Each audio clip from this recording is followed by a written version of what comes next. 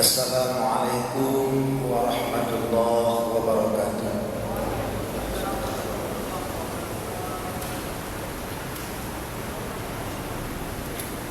Pangkat puja kepada Allah yang telah menjadikan ilmu sebagai sarana untuk mencapai kebahagiaan di dua negeri, yakni dunia dan akhirat. Selawat beri salam, mari sama-sama kita doakan kiranya Allah melimpahkan kepada Rasulullah Sallallahu Alaihi Wasallam serta kepada keluarga dan sahabat beliau sekalian. Yang Allah Tuhan muliakan, Abu di rumah Amin, dan juga yang Allah Tuhan muliakan, Abi di rumah Amin serta keluarga abadi di Manasah. Bu, dan juga kepada imam masjid, muspika, panitia bidari, dan kepada seluruh para alim ulama, terdiri pandai tokoh masyarakat, hadirin dan hadirat yang telah berhadir pada tempat yang sangat mulianya guna untuk mengikuti majelis taklim, mengikuti pelajaran, yaitu pengajian yang menyangkut dengan ilmu agama. Baiklah, untuk kita menghematkan waktu, langsung kita masuki dalam pembacaan kitab. Adapun pengajian kita pada malam yang berbahagia ini, kita mengambil topik materinya, yaitu tentang persoalan riddah, tentang persoalan murtad. Apa-apa yang sebagaimana yang dikatakan dengan riddah ataupun sering kita bahasakan dalam bahasa Aceh dengan murtad. Dan apa penyebabnya, supaya kita bisa memiliki sebuah ilmu untuk menghindari daripada murtad, yaitu keluar daripada Islam, sehingga iman yang kalau kita memiliki semoga selamat sampai akhir hayat di kandung badan.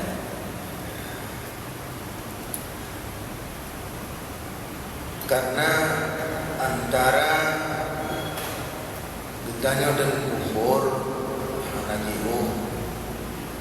maka Nabi selalu memerintah pada sahabat berdoa, jaddidu imanakum ila ilaha illallah, berkuatkan, perbaharui iman kita dengan zikir la ilaha illallah, serta mengerti maknanya yang luas sehingga wabantah perkataan, dikir, perbuatan yang bertentangan dengan makna la ilaha illallah bisa kita jauhkan.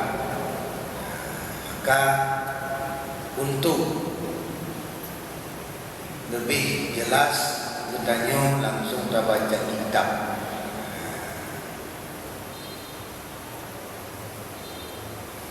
Bismillahirrahmanirrahim. Allahumma zidna ilman wa fahman wa alhamna bis-salihin. Qala al-musannif rahimahullah ta'ala wa nafa'ana wa ulumihi ya rabbal alamin. Babun birriddah. Ini satu bab pada menyatakan tentang hukum-hukum riddah. Moga melindungi akan kitanya oleh Allah Subhanahu wa taala dan kekasih kitanya sekalian muslimin daripada riddah. Makna riddah pada lughat secara pemakaian bahasa dalam bahasa Arab rujuk kembali.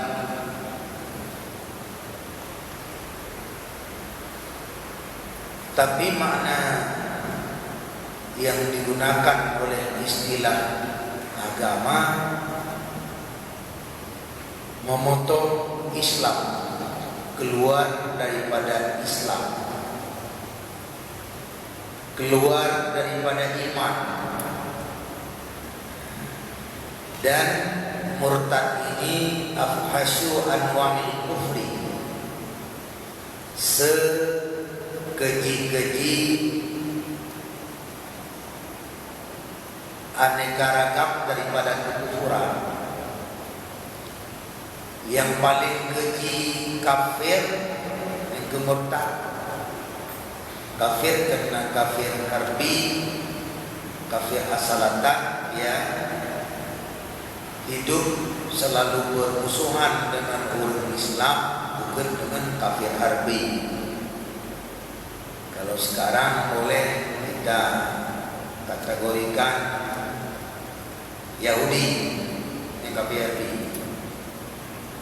Nama kafir yang selalu memerang Islam, Yahudi. Nona tamalom di Nyai bebek berislam Pak biasa di Rohingya, Myanmar. Nama kafir yang selalu memusuhi orang Islam, meneror fisik orang Islam, dibom yang harbi, artinya ahli darah. Nah, kafir zimmi, kafir asalatan, cuma kaudin dalam kalangan Islam, takluk di bawah kesultanan Islam dengan dia membayar pajak. Bahasa zaman Blasted, bayar visa, bayar pajak. Jadi tidak hanya ganggu Islam. Yang kafir dhimmi, yang terpelihara harta dan darah, hanya ahli atau pokti dan anjir tak cu harta di kafir dhimmi.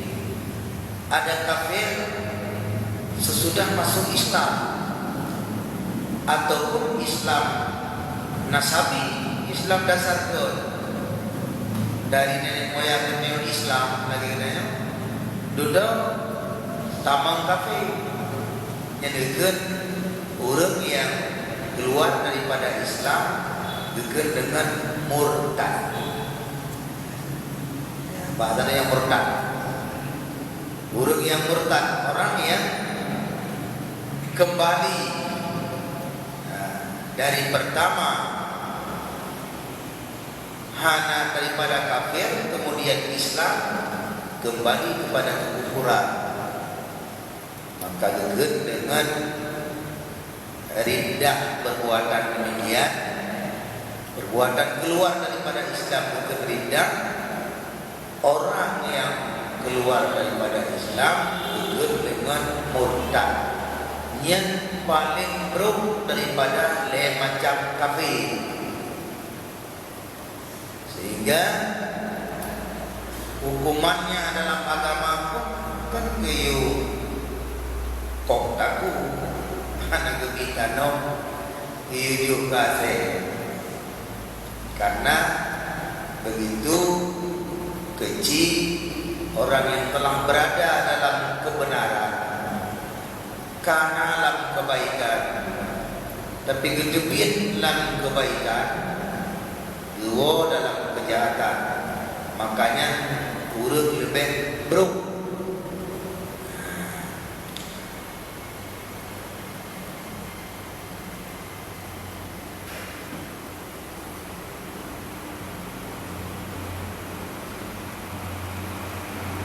lagi antara urung mezina, jadi mezina kalian kawin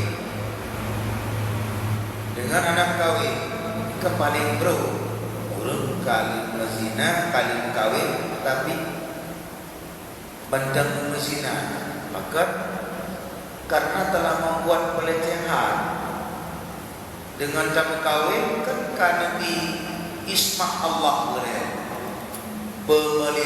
pemeliharaan Allah karena katanya dengan gebi sebuah kegiatan diizin yaitu untuk berhubungan dengan si rawina dengan jalur nikah yang resmi yang sah.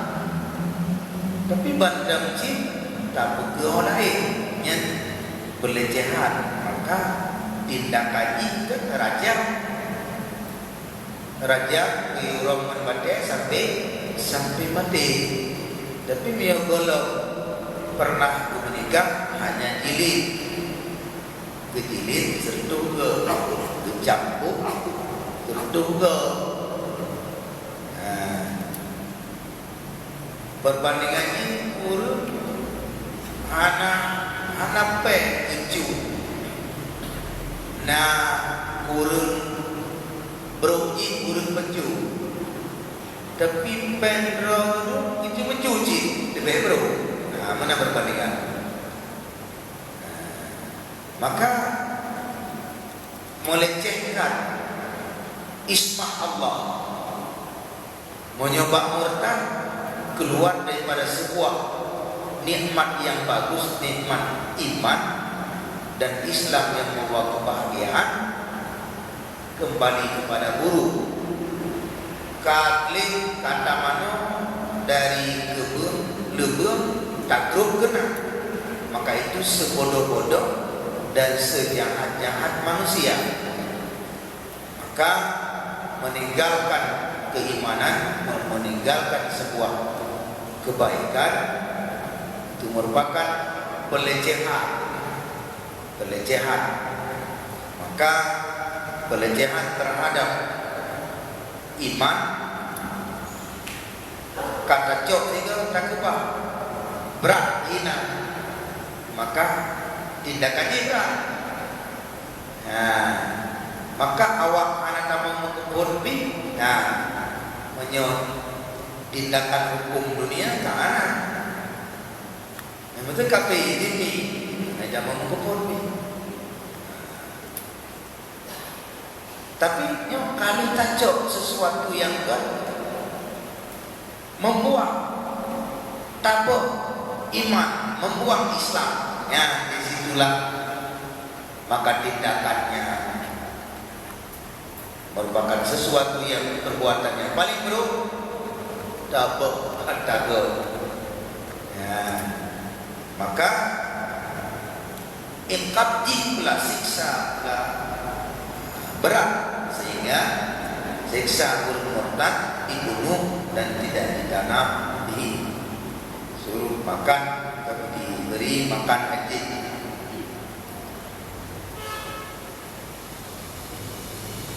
Wa yahbitu bihal amal, batal dengannya oleh amal.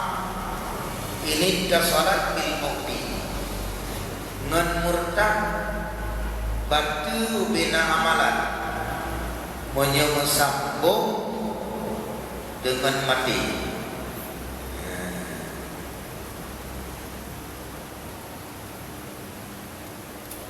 Amal yang golong murtad semua batal, seolah-olah anak beramal dan timbul di atasnya oleh wajib dituntut dengan amal tersebut dalam negeri akhirat. Tidak orang murtad, alhamdulillah, bina amal itu bantu mandu. Orang akhirat dituntut memandu. Kait ini tak salat bil mautinya, menyebut sambung mati. Anak merupakan taubat. Begitu murtad, anaknya langsung mati. Anak merupakan taubat. Maka jika tidak bersambung ianya murtad dengan mati, dengan wibawa Islam ia sebelum mati, maka tidak terhapus dengannya oleh amal. Punya memang merupakan taubat, tapi taubat kelai dalam Islam. Yang hana bantu amal berikut, amal yang kata kerja hana betul le pura akhirat. Ibadat yang wajib berikut, maya puasa, haji. Cuma yang nabantu pahala lah, menyepahala bantu dengan semata-mata murtad, pahala yang kau ikut mana le? Maka kembali amal dengan hal keadaan kosong daripada sawah. Kenapa? Diterhapus pahala. Betul-betul anak orang kira masih terbuat taubat. Yang pahala itu hari. Tapi betul-betul anak karena anak terhapus pekerjaan amalan, tapi yang terhapus hanya pahala. Jadi tak lagi pahala ibadah anak, tapi betul-betul halal. Nyokuh bahaya daripada murtad yang perlu kita jaga. Gimana yang kedua murtad? Kata mukallafin muhtarin Islamah, memotong oleh si mukallaf, orang yang telah balik berakal, lagi orang yang memilih bukan dipaksa, akan Islam, gegoh Islam dengan melakukan sesuatu yang menjadi kufur, baik cita-cita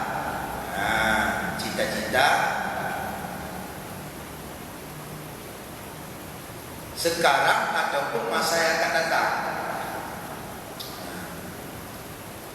Jadi memotong Islam, memotong oleh si mukallaf, orang yang balik dan berakal, dan orang yang bukan terpaksa, memotong Islam dengan melakukan perbuatan kafir.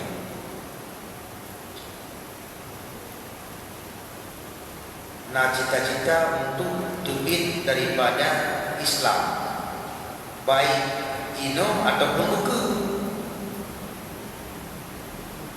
Walau buku yang kafir, dia ke kafir, pada di cita-cita. Nah, cita-cita di terbit Islam turun ke yang kafir Cina, kafir bang Fatihah. Jadi artinya sebab tamam keluar daripada Islam macam pertama dengan hati, niat itu kafir ataupun mengiktikat sesuatu yang menjadi kafir, mengiktikan Tuhan, dua dan sebagainya, walaupun tidak diucap meniat ataupun dengan perkataan,